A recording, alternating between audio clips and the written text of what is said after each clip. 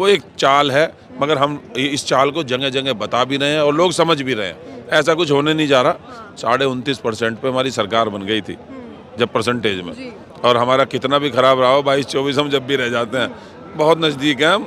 और देखना 10 मार्च को जब होगा चारों तरफ नील नील उड़ेगा। तो इसी नमस्कार, बहुजन टीवी देख रहे हैं आप और मैं हूं आपके साथ पूजा।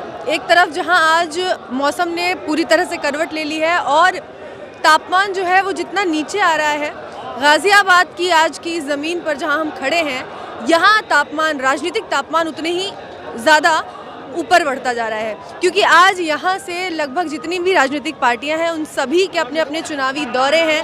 एक तरफ देश के गृह मंत्री हैं जो आज उत्तर प्रदेश की योगी सरकार के लिए डोर टू डोर कैंपेन कर रहे हैं बुलंदशहर, और उसके बाद यहाँ मौजूद रहेंगे वो। उसके अलावा मुख्यमंत्री उत्तर प्रदेश के खुद प्रेस कॉन्फ्रेंस के जरिए 5 साल के अपने कार्यकाल को गिनाएंगे एक बार फिर से जनता के बीच। उसके साथ ही आरएलडी और समाजवादी पार्टी का जो गठबंधन है वो भी आज आपको गाज़ियाबाद की ओर दिखेगा, उनका चुनावी रथ भी। इसके साथ ही आज इस वक्त हम जहां मौजूद हैं वहां बसपा सुप्रीमो मायावती की ये मंडल स्तरीय जो चुनावी रैलियों का आयोजन हो रहा है। कल हम मौजूद थे आगरा में जहां से इसका आयोजन हुआ, और आज गाज़ियाबाद के इस ज़मीन पर यहाँ से आज ये मंडल स्तरीय जो चुनावी रैली है उसको अंजाम दे रही है बसपा। तो यहाँ आपको कुछ चीज़ें जो है वो मैं दिखा देना चाहती हूँ। लगातार आप रैलियों का दौर देख रहे होंगे।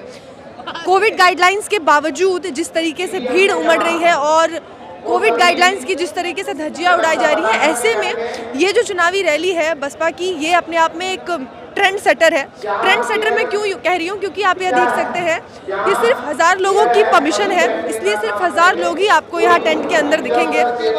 डिस्टेंस के साथ कुर्सियों को रखा गया है ताकि लोग एक दूसरे से दूर बैठे।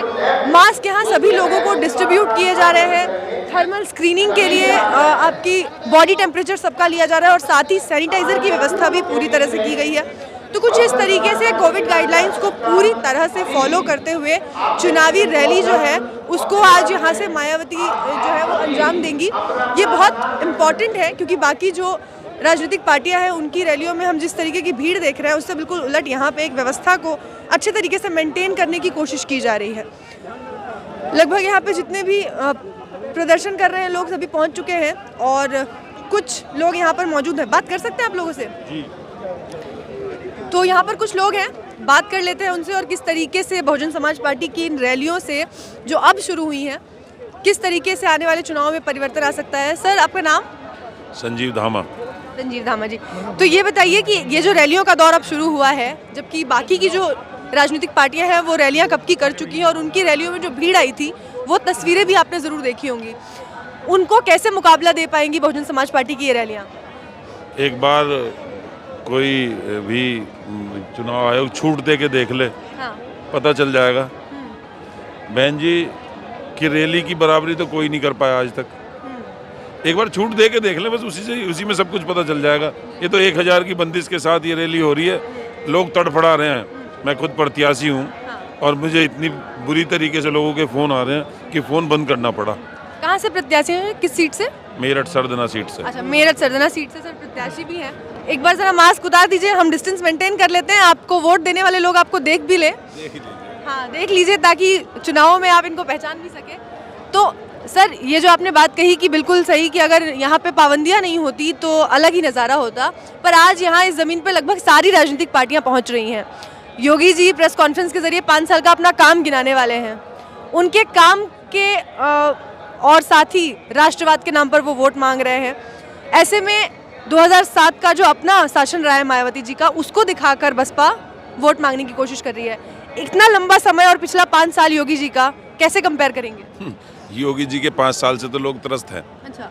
आप अगर आराम से उनके काम देख लें तो वो कौन सा काम गिना रहे हैं? वही बिना हिंदू मुसलमान के, अगर वो कुछ कर रहे हो तो बताओ। सिर्फ हिंदू मुसलमान के अलावा उनके पास कोई एजेंडा है? आप बताएं। उनके पेपर, बच्चों के जितने भी रोजगार के अवसर उन्होंने निकाले, सारे पेपर लीक। बहन जी के भ्रष्टाचार मुक्त जैसी भर्तियां बहन जी ने करी, उसकी बराबरी अगले 10 साल में 2 सरकारें चली गई, किसी भी सरकार ने नहीं करी। बहन जी की बराबरी किसानों के मामले में बीजेपी क्या कह के आई थी? किसानों की आय दुगनी करेंगे। बहन जी ने किसानों की आय उस समय में जहाँ लागत भी कम थी 2.5 गुना 85 रुपये गन्ने का रेट था और 210 पे करके बहन जी गई थी। बहन जी की बराबरी तो ये बहन जी की परछाई की बराबरी भी नहीं कर सकते। लोग याद कर रहे हैं बहन जी को, मीडिया कुछ भी दिखाए, बहन जी आ रही हैं इस बार। एक तरफ सारे केंद्रीय पूरा मंत्रिमंडल उतर गया है प्रचार के लिए। सरकारी पैसे का बंदर बाट हो रहा है और कुछ नहीं है कि अगर उनके काम इतने होते तो उन्हें सारों को उतरने की जरूरत नहीं है। यहाँ देखो ना, ऐसे सड़कों पे धक्के तो नहीं खा रही ना, आई है आराम से, देखो इनकी तो एक आवाज़ ही काफ़ी है। ये प्रत्याशी ऐसे आम, देखिए आप बिल्कुल साधारण तरीके से किसी हो हल्ले के बिना हमें पहचान में भी नहीं आए, साइड में खड़े थे आराम से। तो आपको लगता है कि काम बोलना चाहिए? सभी लोग मुझे कह रहे थे कि वहाँ प्रत्याशियों के लिए अलग एक मंच बना हुआ, तो मैंने क्या बोला, मैं नहीं जाऊँगा, मैं तुम्हारे साथ रहूँगा, मैं तो सबके बीच में रहूँगा। यही पहचान है हमारे संजू धामा प्रत्याशी की। इस बार बहन जी ने जितने प्रत्याशियों को टिकट दी है, सबके जो रूट है वो बहुत ग्राउंडेड है, बहुत ग्राउंडेड लोग हैं, समाज सेवी हैं, लोगों से जुड़े हुए हैं। और सबसे ज़्यादा ध्यान देने वाली बात है कि ज़्यादातर लोग युवा हैं, युवाओं पे बहुत भरोसा किया इस बार बहन जी ने। अब युवाओं का ही जमाना रहेगा, रिटायरमेंट की उम्र वालों को तो रिटायर करना पड़ेगा। ये बड़ी बात है। तो बहन जी ने भी ये बात समझ ली है और युवाओं पे भरोसा किया, क्योंकि युवाओं को ही लाना है अपने साथ। हाँ बिल्कुल, और युवा ही अगर आज की तारीख में समस्या में है तो देश का युवा ही है ना। उनके पास रोजगार है, आप बताएं रोजगार किसी के पास है? रोजगार की कोई बात ही नहीं कर रहा, बात कर रहे हैं जिन्ना की। अरे बात करो, रोजगार की करो, आदमी किसानों की बात करो। यहाँ कोई बात नहीं हो रही है, बात हो रही है फ्री फंड में पाकिस्तान की बात करेंगे, चीन की बात करेंगे, और कोई ऐसी कोई बात नहीं है। आज इन्होंने पहले अच्छे दिन का एक झांसा दे के वो ये झांसेबाजी की सरकार चला ली। आज वो झांसा कहाँ तक चलेगा? अब तो लोग समझ गए ना, अच्छे दिन तो अडानी अंबानी का है। अब ये कह रहे हैं 350 पार, सरकार 350 पार, 350 पार, सब समझ गए कि सरसों का तेल बता रहे हैं, आने वाले टाइम में सरसों का तेल होगा 350 पार। इन्होंने एक अलग बात कही है कि 350 पार उनका आंकड़ा नहीं है, सरसों के तेल के दाम है जो आने वाले दिनों में 350 पार हो सकते हैं। लेकिन उनके जो वादे हैं, जो उनका काम है, वो दूसरी तरफ अगर हम देखें तो चुनाव ऐसा लग रहा है कि 2 धड़ों में हो गया है, बीजेपी वर्सेस समाजवादी पार्टी। मैं बताता हूँ, ये सिर्फ और सिर्फ बीजेपी के पास बहुत ही उन लोगों ने प्रोफेशनल आदमी अपने हायर कर रखे हैं और वो दिमाग उनका चल रहा है। आम आदमी पिछली 10 साल की सरकारों में दोनों सरकारों से त्रस्त हो चुका है, सपा की गुंडा राज से भी और इनकी उद्योगपतियों की सरकार से भी। अगर आपने मीडिया के माध्यम से बसपा को मजबूत दिखा दिया कि जी बसपा को लोग याद कर रहे हैं, तो जो भी नाराज है, जो बीजेपी से नाराज है, वो उसी तरफ जाएगा। तो ये एक स्ट्रेटेजी के तहत ये दिखाया जा रहा है कि सपा मजबूत है, क्योंकि सपा को लोग पसंद नहीं करते। सपा का जो गुंडा राज है वो लोगों को याद आ जाएगा, और बीजेपी यही चाहती है कि गुंडा राज वाले लोगों की याद आते ही वो सोचे कि ऑप्शन उनके पास होगा नहीं कि जी मीडिया दिखा रही है, बसपा तो कहीं है नहीं, तो वो वापस भी मतलब कमल के फूल की तरफ आ जाए।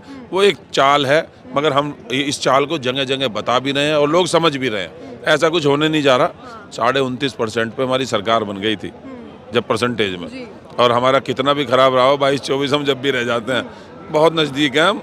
और देखना 10 मार्च को जब होगा चारों तरफ नील ही नील उड़ेगा। तो इसीलिए इस तरीके के जो दावे हैं 400 पार 350 पार बसपा नहीं करती। सरसों के तेल के बहन जी ने बिना कहे, कभी किसी ने बढ़ाए थे 40 रुपए गन्ने के आके, आई पूर्ण बहुमत की सरकार आई, बैठी कुर्सी पे और सीधे 40 रुपए। किसानों में ये मशहूर है कि ट्रॉली घेर के आए और पैसे बढ़े। बीजेपी ने भी 5 रुपए बढ़ाए, 25 रुपए बढ़ाए 5 साल में। और लागत कितनी बढ़ गई? उस समय कम लागत में 125 रुपए बढ़ाना, और आज की तारीख में 5 साल में 25 रुपए बढ़ाना।